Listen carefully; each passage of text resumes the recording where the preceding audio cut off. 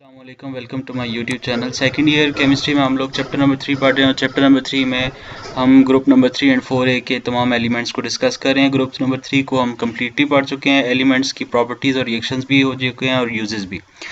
अब हम chapter number 4 चल रहे हैं। चैप्टर नंबर 4 में जनाब हम चैप्टर नंबर 4 के जो चैप्टर नंबर 3 के जो ग्रुप नंबर 4 है, इसमें कार्बन, सिलिकॉन, जर्मेनियम, टिन और लेड कार्बन की तमाम प्रॉपर्टीज़ रिएक्शंस कंप्लीटेड हैं। बात करें सिलिकॉन की तो आज हमारा टॉपिक है जी silicones. Silicones are the polysilicanes and the polymers made up of the silicahexane. They are typically colorless oils and rubber-like a substance. Silicones are used in sealants, adhesive lubricants, medical cooking utensils, and thermal and electrical insulators. ठीक है, ये जो अभी हम silicones का topic पढ़ने वाले हैं, जस्ट हमने इसका तारुफ पढ़ा कि ये क्या चीज़ें हैं और कहाँ पे यूज़ होते हैं। पहली बात ये पॉलीमर्स हैं। पॉलीमर मतलब कि छोटे छोटे मालिक्यूल जुड़ के एक बड़ा मालिक्यूल बनाते हैं, दैट्स कॉल्ड पॉलीमर। और ये ज़्यादातर कलरलेस होता है, ऑयल्स और लुब्रिकेंट्स रबड़ की फॉर्म में होता है और इस तरह की शेप का सब्सटेंस होगा। सिलिकॉन्स जो है ज़्यादातर यूज़ होते हैं जी लुब्रिकेंट्स के तौर पे, एडेसिव चिपकने वाली वैक्सेस, दवाइयों, यूटेंसिल्स यानी बर्तनों वगैरह के यूज़ में, थर्मल इलेक्ट्रिकल इंसुलेटर्स होते हैं इस वजह से। Silicones, any of the class of the synthetic materials which are polymers with chemical structures based on the chains of the alternate silicones and oxygen atoms with organic groups attached to the silicon atom, such as the groups are typically resistant to the chemical attack and insensitive to the temperature changes and are used to make the rubber and plastic in a polish or lubricant. बात कर लेते हैं कि ये बने हुए किस तरह होते हैं। ये पिछली जो स्लाइड थी इसमें हमने ये जो सिलिकॉन्स की तारुफ था और यूज़ पढ़ा है हमने इसका।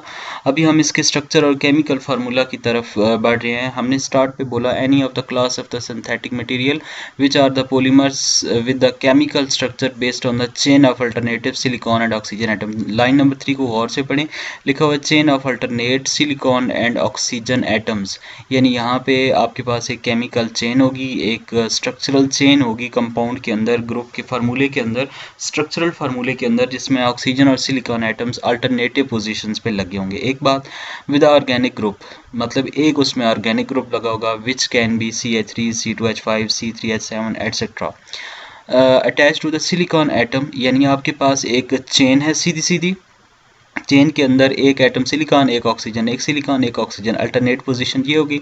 और जितने भी सिलिकॉन एटम्स होंगे उनके साथ कोई ना कोई क्या लगा होगा जी, ऑर्गेनिक ग्रुप लगा होगा। ठीक है, जो कि मैंने एक्सप्लेन कर दिया ऑलरेडी आप लोगों के सामने। Such components are typically resistant through the chemical attack, यानी यहाँ पे इसके ऊपर केमिकल अटैक करना नामुमकिन होगा इस तरह के कंपाउंड के ऊपर, जो कि मैंने अभी तारुफ में आप लोगों को पढ़ाया।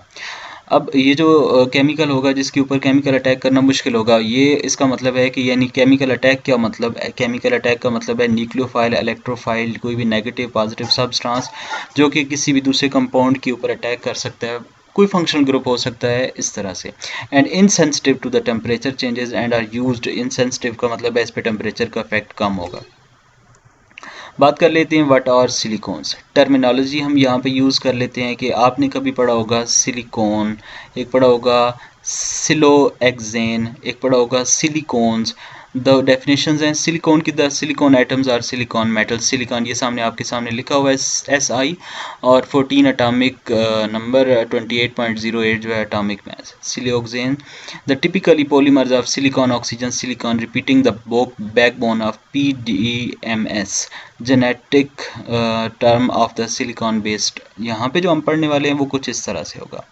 ये आपके सामने जो छोटी ब्रैकेट्स लगी उनके सामने, इनके अंदर देखें सिलिकॉन, ऑक्सीजन, फिर सिलिकॉन, फिर ऑक्सीजन, फिर सिलिकॉन। ये एटम्स अल्टरनेट पोजीशन पे जुड़े हुए हैं और आप देख सकते हैं सिर्फ सिलिकॉन्स के साथ CH3 लगा हुआ है, यानी ऑर्गेनिक ग्रुप जो है वो सिर्फ सिलिकॉन के साथ अटैच होगा। ये बात हमने प्रूव की है, स्ट्रक्चर को दिखा के डेफिनेशंस के साथ मैच किए जाए। नेक्स्ट हम इसकी प्रिपरेशन पे चलेंगे। तो प्रिपरेशन में सबसे पहले तो हम उन्हीं की टर्मिनोलॉजीज को पढ़ लेते हैं कि जो जो हमने यूज़ किए हैं।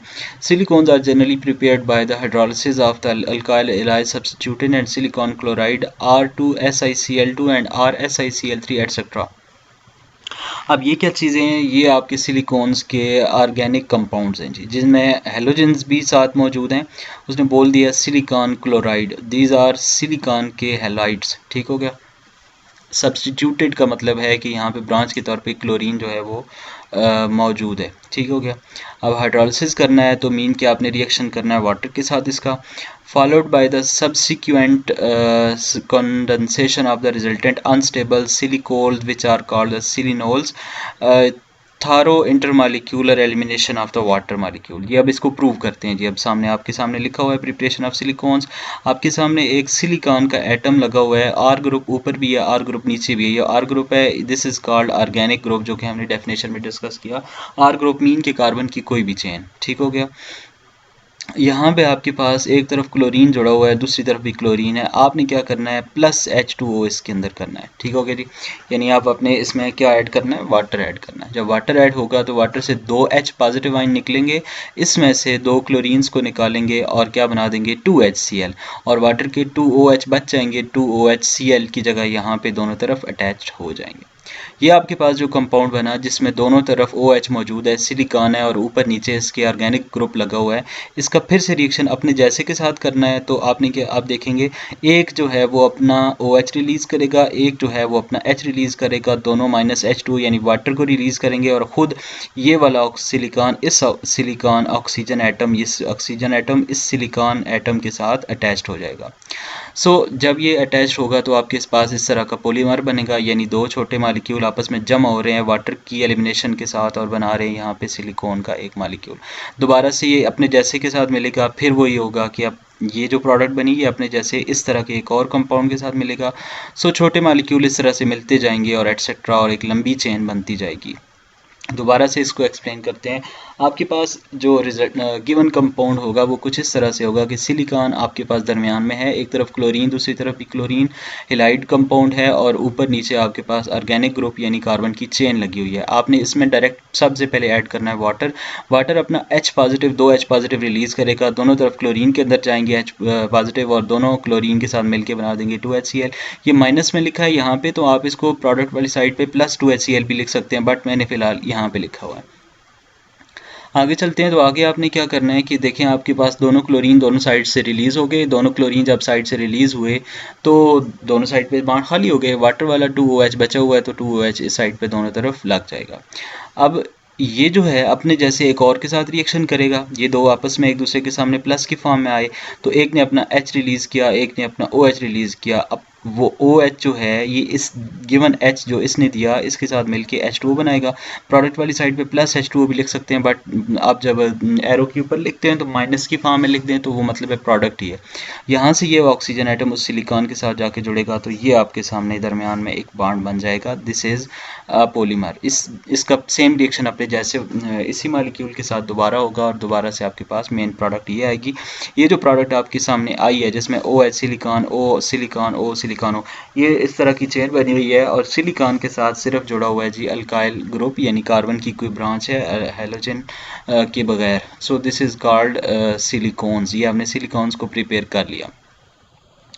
सिलिकॉन्स की प्रिपरेशंस को दोबारा से रिवाइज करता हूँ और इसको वही सारा मेथड जो मैंने पहले बताया उसको मैं दोबारा से रिपीट करता हूँ। आप देख सकते हैं सिलिकॉन है, दोनों साइडों पे क्लोरीन लगे हुए हैं, ऊपर भी आर नीचे भी आर, H2O इसके अंदर ऐड हुआ, क्लोरीन ने दोनों तरफ से एक एक H2H, दोनों H ने क्लोरीन दोनों को अपने साथ मिलाया, 2HCl बन गया और यहाँ से वाटर रिलीज़ होकर प्रोडक्ट वाली साइड पर चला गया। ये वाला अपने जैसे के साथ दोबारा रिएक्शन करेगा, एक अपना H रिलीज़ करेगा, एक दूसरा जो है वो अपना OH रिलीज़ करेगा, ये दोनों मिलकर ये वाटर बनाएंगे और ये वाला O जो है ये बॉन्ड जो ब्रेक सिलिकॉन ने किया हुआ है इसके साथ जाके जुड़ेगा और यहाँ पे बॉन्ड जुड़ जाएगा। ये इस तरह से आपके पास पॉलीमराइजेशन हो रही है, छोटे मॉलिक्यूल जुड़ते जाएंगे और एक बड़ा मॉलिक्यूल, एक बड़ा स्ट्रक्चर सामने आएगा जो कि किसका होगा, सिलिकॉन का होगा। That's the preparation of the silicon. बात कर लेते हैं इन सिलिकॉन की प्रॉपर्टीज़ की। तो as a lubricant a very small change its viscosity occur when a change in a temperature. जब टेम्परेचर हम इस पर अप्लाई करते हैं तो बहुत थोड़ा जो है इफेक्ट होता है टेम्परेचर का। सो यही वजह है कि हम इसको ज़्यादातर ये ऑयल्स और लुब्रिकेंट्स वगैरह पे प्रेफर करते हैं। यहाँ पे नीचे वाले पॉइंट में भी यही बात हुई है कि आप 0 degree centigrade to 100 degree centigrade जब टेम्परेचर ऐड करते हैं तो जो सिलिकॉन्स है उनके ऊपर टेम्परेचर का इफेक्ट बहुत कम होता है। बट यही अगर टेम्परेचर आप पेट्रोलियम वगैरह पे अप्लाई करते हैं तो उनके ऊपर silicones oil will increase less than 4 folds, ये तकरीबन 4 गुना कम इन पे इफेक्ट होता है टेम्परेचर का। बट बाकी पेट्रोलियम कि वैसे ही एवोपरेट होते रहते हैं, तो हम इसी वजह से सिलिकॉन्स को प्रेफर करते हैं कि over the normal petroleum products. Silicones को रबर के तौर पे यूज़ किया जाता है। Silicones methyl silicon of the higher molecule mass resembles the rubber and used in making the rubber like the tubing and sheets. ये शीट्स वगैरह और ट्यूब्स वगैरह बनाने के लिए यूज़ होते हैं जो रबर के होते हैं। इसके अलावा सिलिकॉन्स, अब ये यूजेस की बात हो रही है, silicon molecules can be made in such a way that bridges and cross linkage binds and the other molecules they have the resonance properties used as a electrical insulator. ये तारें वगैरह बनाने और तारों के दरमियान जोड़ और इस तरह की चीज़ें बनाने के लिए यूज़ होता है। इसके अलावा सिलिकॉन्स और वाटर रिपेलेंट, ज़्यादातर जो है पानी से बचने के लिए जो फिल्म वगैरह या कोई तयदार कपड़ा या इस तरह की चीज़ें जो हैं रबड़ वगैरह बनाए जाते हैं तो वो सिलिकॉन्स ही उनमें यूज़ होते हैं। होपफुली स्टूडेंट्स आप लोगों ने आज के लेक्चर से बहुत फ़ायदा उठाया होगा। उम्मीद करता हूँ आप लोगों ने चैनल अभी तक सब्सक्राइब कर लिया होगा और मेरे चैनल से फ़ायदा उठा रहे होंगे। आप लोगों से गुजारिश है कि चैनल को सब्सक्राइब करें और साथ दिए गए जो बेल आइकन है उसको भी प्रेस कर दें ताकि हर नई आने वाली वीडियो का नोटिफिकेशन सबसे पहले आप तक पहुँचे। And thank you so much, God bless you.